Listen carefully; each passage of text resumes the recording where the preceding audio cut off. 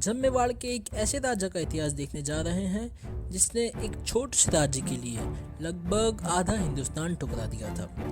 आज से लगभग 500 साल पहले हमारे भारत के लगभग इलाकों पर अकबर ने कब्जा कर लिया था। शुरुआत से ही अकबर ने अपने आस पड़ोस के राज्यों को अपने में शामिल करने का प्रयास किया करता था। पूर्व को जीतने के बाद अब अकबर पश्चिम की ओर निकल गया था और उसने इसकी शुरुआत की राजपूताने से। राजपूतों के कई राजाओं ने अकबर की इतनी विशाल सेना देखकर पहले ही अपने हथियार डाल दिए थे और इनमें सबसे पहले आई आमेर रियासत। शुरुआत में तो बाकी सभी राजाओं ने या बोला जाए तो सभी राज्यों ने आमेर का बहुत विरोध किया और उसे धुतकारना शुरू कर दिया, पर कुछ समय बाद उन सभी राजाओं ने भी अपना महान इतिहास भुलाकर उस लुटेरे की गुलामी स्वीकार कर ली। पर उस समय उन सभी राज्यों में उभर कर आया मेवाड़। इस समय मेवाड़ पर राणा उदय सिंह का राज था। उदय सिंह ने अपने पूर्वजों का इतिहास याद रखते हुए मेवाड़ को झुकने नहीं दिया। जब अकबर के संदेश उदय सिंह तक पहुंचे तो उन्होंने अकबर को एक पत्र लिखते हुए कहा, हमारे राजा तो सिर्फ भगवान एक लिंग जी हैं, हम तो मात्र उनके ही दीवान हैं। यह सुनकर अकबर ने अब उन पर दबाव बनाना शुरू कर दिया था और कई राजाओं को उनके पास भेजना शुरू कर दिया था। इन सभी बातों को नजरअंदाज करते हुए उदय सिंह अपना राज चलाने में व्यस्त हो गए और कुछ समय बाद उनकी पहली पत्नी महारानी जयवंताबाई ने एक पुत्र को जन्म दिया। महाराज पुत्र पाकर बेहद खुश थे।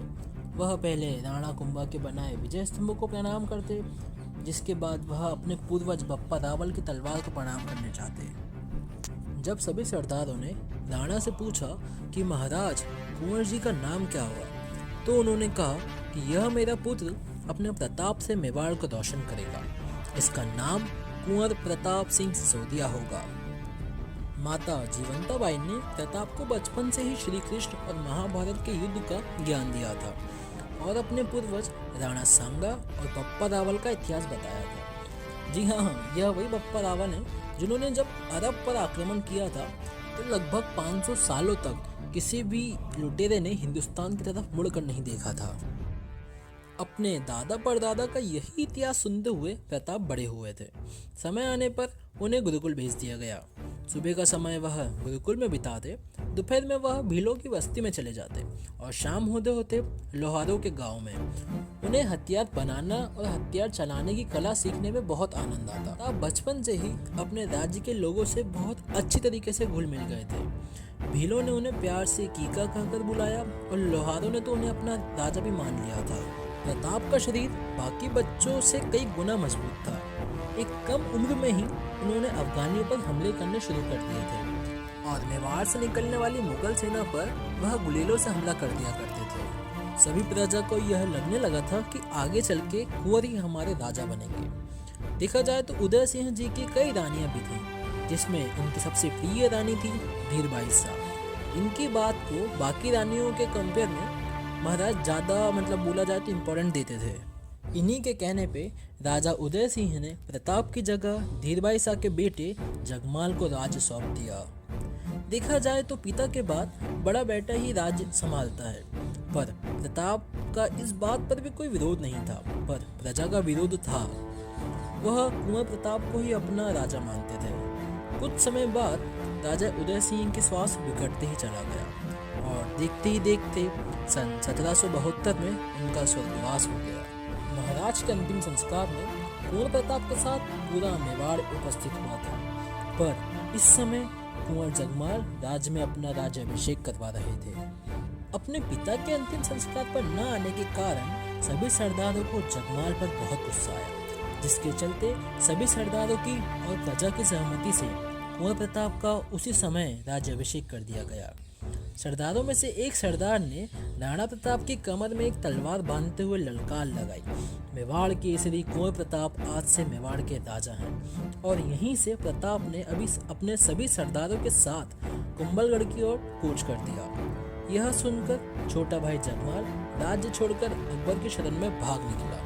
जिसके बाद कुंवर प्रताप का मंत्रियों के उच्चारणों के बीच अच्छे से राज्याभिषेक संपूर्ण हुआ। देखा जाए तो इनके सभी पूर्वजों के नाम के आगे सिर्फ राणा लगा है, पर यह एकमात्र ऐसे राजा हैं जिनके नाम के आगे महाराणा लगा था। महाराणा प्रताप के नाम भर से दिल्ली की बादशाहत कांप जाया करती थी। उन्होंने जंगल में रहना स्वीकार कर लिया, पर एक अकबर या बोला जाता है एक लुटेरे की गुलामी स्वीकार नहीं की। अपनी छापामार युद्ध नीति के जरिए उन्होंने मेवाड़ को फिर से आज़ाद करा लिया था और मुगलों के 36 किलों को जीतकर 40,000 से ज़्यादा मुगलों को आत्मसमर्पण के लिए मजबूर कर दिया था। महाराणा प्रताप के राजा बनने के बाद उनके सामने कुछ चुनौतियां खड़ी थी। पिता उदय सिंह जी के मुगलों के साथ हुए युद्ध में मेवाड़ की पूरी व्यवस्था हिल गई थी और लगभग खजाना खाली हो गया था और चित्तौड़ के साथ मेवाड़ का एक बड़ा हिस्सा भी मुगलों के अधीन हो गया था। प्रताप ने राज्याभिषेक के बाद ही सभी सरदारों को बुलवाया और कहा, रघुकुल मान सदैव ऊंचा रहेगा। अब मुगलों को मेवाड़ के राज्य से बाहर निकालने का समय आ गया है और शपथ ली कि जब तक इन लुटेरों को हमारी मातृभूमि से बाहर नहीं खदेड़ देते, जब तक मैं शांत नहीं बैठूंगा। इन बड़े बड़े राजमहलों में नहीं रहूंगा, पलंगों पर नहीं सोऊंगा, सोने और चांदी की थालियों में भी भोजन नहीं करूंगा। सभी सरदारों ने प्रतिघात के स्वरों में अपनी तलवार लहराई और अब महाराणा प्रताप अपनी सेना को संगठित करने के लिए निकल गए थे। मेवाड़ के भीलों के गांव को दौरा करते हुए महाराज फिर लोहारों की बस्ती में चले गए और उन्हें हथियार बनाने के लिए आदेश दिया और सभी सरदारों को प्राचीन युद्ध कला का अभ्यास करवाया जाने लगा। महाराणा प्रताप के द्वारा एक विशाल सेना तैयार होने का जब संदेश अकबर तक पहुंचा, तब उसने महाराणा प्रताप को रोकने की पूरी तैयारी की और कई अपने सरदारों को प्रताप के पास अपनी अधीनता स्वीकार करने के लिए भेज दिया। अब प्रताप नहीं सुन रहे थे, तो अंत में उसने अपने सबसे चतुर मुगल रणनीतिकार बोला जाए तो जलाल खां कुर्सी को प्रताप के दरबार में भेजा। अधीनता स्वीकार करने की बात सुनकर प्रताप ने उसे तुरंत वापस जाने का आदेश दे दिया। अब अकबर यह तो समझ गया था कि प्रताप हमारी नहीं सुनेंगे, तो लगभग 1 साल बाद उसने आमेर के राजा मानसिंह को प्रताप के पास भेजा। इस समय प्रताप उदयपुर में थे। मानसिंह सीधे उदयपुर जा पहुंचा। प्रताप ने मानसिंह का एक अतिथि की तरह सत्कार किया और उदय सागर झील के सामने वाले टीले पर भोजन का प्रबंध करवाया। भोजन के लिए जब मानसिंह को बुलावा भेजा गया, तब प्रताप ने खुद न जाकर अपने पुत्र अमर सिंह को भेजा। मानसिंह के द्वारा हुक्म के बारे में पूछने पर अमर सिंह ने बताया कि पिताजी के सर दर्द के चलते वह नहीं आ सके। यह सुनकर मानसिंह भोजन से उठकर बोला, मैं कुंवर के सर दर्द का कारण समझ रहा हूँ, और बिना कुंवर के भोजन करने से मना कर दिया। जिसके बाद प्रताप ने एक संदेश भिजवाकर कहा कि जिस राजपूत के संबंध एक तुर्क से हो, भला उसके साथ कौन राजपूत भोजन करेगा। मानसिंह गुस्से में अपने घोड़े पर बैठकर जाने लगा और कहा, दिल्ली की बादशाहत को अस्वीकार करना एक संघर्ष को चुनौती है। अगर तुम्हारी इच्छा दुखों में रहने की है, तो एक दिन तुम्हारी इच्छा जरूर पूरी होगी। और आंखें तानते हुए कहा, मैं तुम्हारा अभिमान चूर चूर कर दूंगा। अगली मुलाकात रणभूमि में होगी। कई और सेनापतियों को भेजने के बाद अब अकबर समझ गया था कि यह राजा झुकने वालों में से नहीं है। एक बार तो अकबर ने महाराणा प्रताप को एक ऐसा ऑफर दिया था जिसको शायद ही कोई और हिंदुस्तान का राजा अस्वीकार करता, जो दोगले थे, है ना। एक बार उसने कहा था कि मुझे आपके पास एक मेवाड़ दे दो, मैं आपको आधा हिंदुस्तान देने के लिए तैयार हूँ।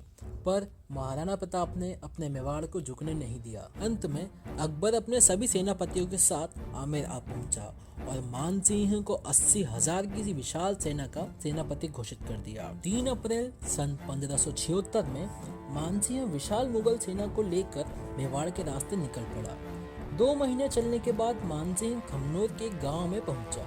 वहां से प्रताप के भील सिपाहियों ने उन्हें संदेश भिजवा दिया कि महाराज मानसिंह एक विशाल मुगल सेना को लेकर आगे बढ़ रहा है। पर महाराणा प्रताप तो कब से अपनी तलवार लिए बैठे थे। इधर मानसिंह बनास की नदी के मैदानों में आ पहुंचा और अपना डेरा लगा लिया। दूसरी तरफ महाराणा प्रताप ने भी अपनी 20,000 की सेना को लेकर वहीं से 6 मील की दूरी पर अपना पड़ाव डाल लिया। मानसिंह की 80,000 की सेना में राजपूत और मुगल थे और महाराणा प्रताप की मात्र 20,000 की सेना में भील, पठान और लोहारों के गांव के लोग थे। इसके बाद शुरू हुआ हल्दी घाटी का वह विशाल युद्ध, जिसकी हम बात अब अगले वीडियो में करेंगे।